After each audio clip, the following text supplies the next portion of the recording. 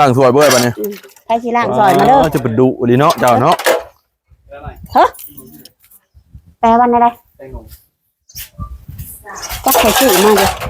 เคยซื้อ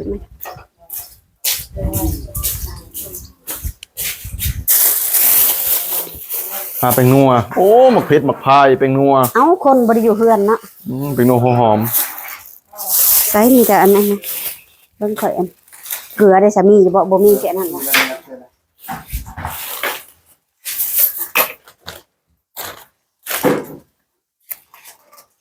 ข่อยสิเอาไปผลได้นะป้าจะมาลงบนระบบจัก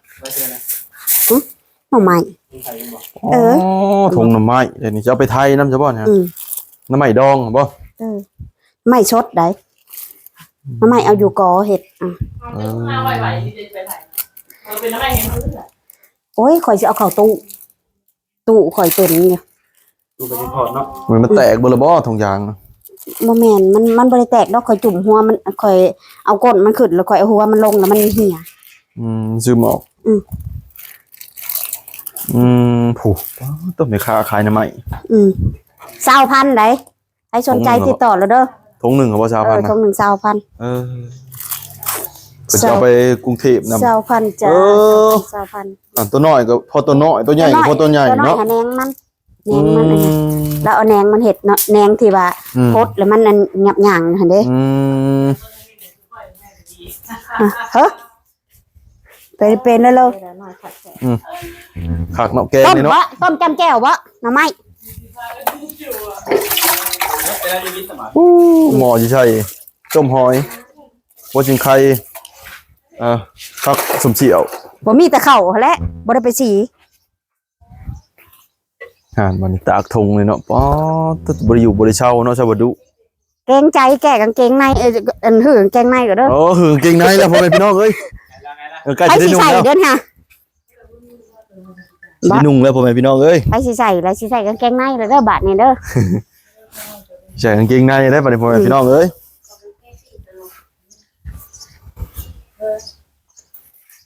รอชมตอนต่อไปพ่อแม่พี่น้อง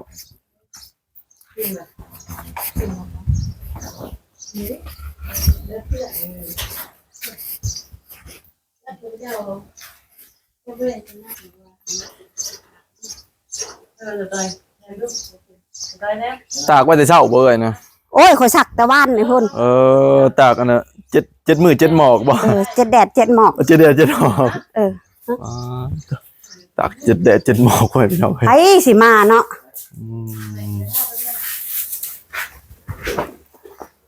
ไปสิมาบ่มีคนมาเฮือนกระตากแล้วเนาะใส่บ่เกลือเป็นนัวนะตำในแม่แก้วนะเบิ่งสิเอาโขกเอามาให้เอาโขกได้บ่แม่พี่น้องบ้านสิเอาโขกมาให้เด้อสิเขาไปเอาโขกแล้วบ้านนี้เนาะล่างอยู่ได้มันคือตกเห็ดใช่โขกเขาขี้มีหยังช่างว่าเอาแท้บัดนี้เนาะไปใช้งานกันที่ไหนโขกบ่ได้ใช้งานบ่เพื่อนกับคนนั่นแหละเนาะเพื่อนกับคนแล้วโขกนี่มั้ยโขกบ่ได้ใช้งานเข้าไปขลุ่นทางในได้พ่อพี่น้อง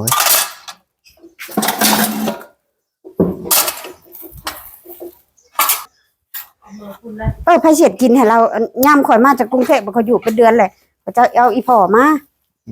ประชันข่อยก็บ่ได้เอามาบ่มีผู้เฮ็ดกินให้เรา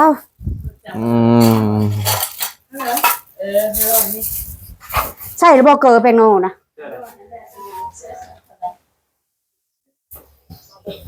ว่าสิล้างโคกก็บ่ได้ล้างเลยว่าสิล้างโคกล้างถ้วยก็บ่ได้ล้างได้บัดนี้ย่าเอ้ยโอ้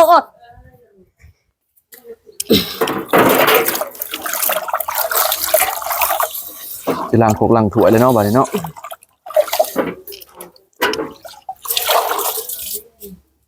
ข้ามก็เด้อข้ามก็เด้อเอาเลยเอาที่สบายใจแล้วเลยข้ามรถข้ามไปข้ามมาตำเด้อไผอยากตำแจ่วก็เด้อตำแจ่วไปเลยได้บัดนี้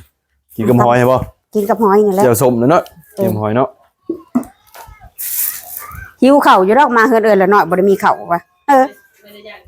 บ่ได้อยากบ่ ป้าเที่ยงน้ำหนักกินได้ตลอด แซ่บอยู่บอกกับเพนมนะ แต่มาแล้วหวยเป็นหวยที เออจักข่อยจะเอายังก็เข้ามาก่อน อ๋อตัวไฟคักขนาดว่าไงพี่น้องเอ้ยสำเตาแก๊สความแหงผลรั่วๆแล้ว แซ่บบอกเขาซื้อมากินเบียร์นี่พอดีเนาะ ออกหน้าเฮา ดอกนี้ 20 บาท พิเศษ 20 บาท ปองหนึ่ง20 บาทบ่แม่นแก้วอันหนึ่ง20 บาท กินเบียร์เก่งอยู่เบอร์เจ้านะ บ่ อืม บ่ได้กิน เลย เก่งเด้บ่มีเงินซื้อ เออ บ่สิลัด กิน บ่มี กิน เงิน บ่ ซื้อ กินบ่เก่งยันบ่มีเงินซื้อเด้อนะบ่ เออ ถึงหมากลังถ้วยแล้วบ่เนี่ยเนาะ อืม โอ้ดุขยันอะไรเนาะเจ้าเนาะ เอา ไปไทยก็เจ้าวันนี้อยู่เจ้าเนาะเจ้าเนาะ เออบ่ได้อยู่ได้เศร้า เออคนขยันอยู่ที่ไหนก็ลำบากเดินเมื่อยเนาะคนขยันอยู่ที่ไหนก็ลำบากได้ก่อนนะ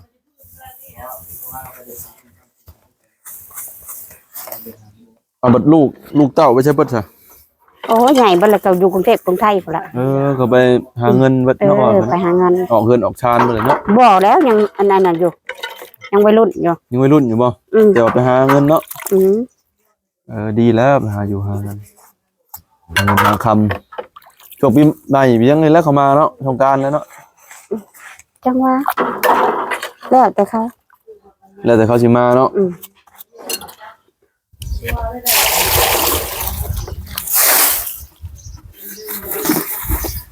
ืม ขักขนาดนี้พี่น้อง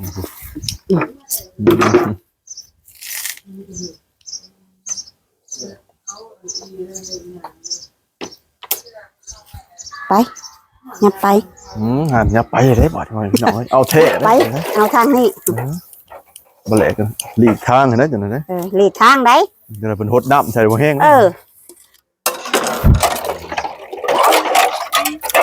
ไวเลยเนาะล้างแป๊บเดียวสิแล้วได้นี่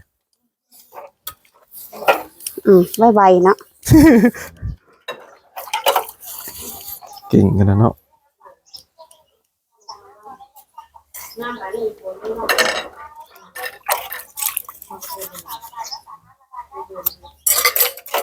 อันนี้ใช้น้ำประปาเว้ยเนี่ย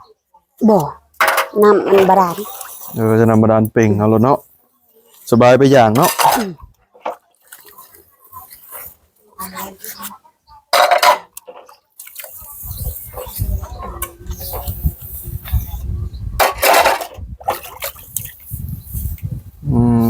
ครับ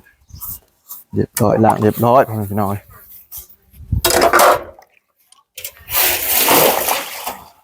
ดูแลหลีกได้เงินไปจิชาน้ำใช่ไหม จนเราฮดได้สิบ่หลีกเราฮดเราได้เอื่อยละน้อยเนาะ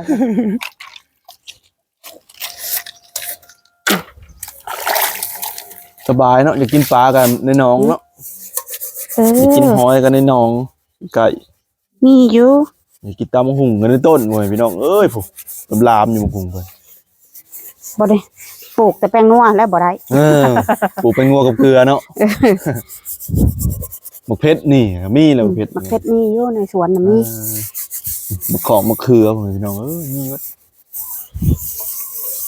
บ่ได้อยู่ก็คือเก่าแหละ พักก็มีอันมัน ข่อยบ่ได้อยู่ ผักหอมผักแหม พดเลยเด้อน้ำมาเด้อไผสิลวกก็ลวกเด้อนางฮะใส่แล้วบ่เกลือเป็นนัวนะลวกโลดอยากโลกก็โลกโลด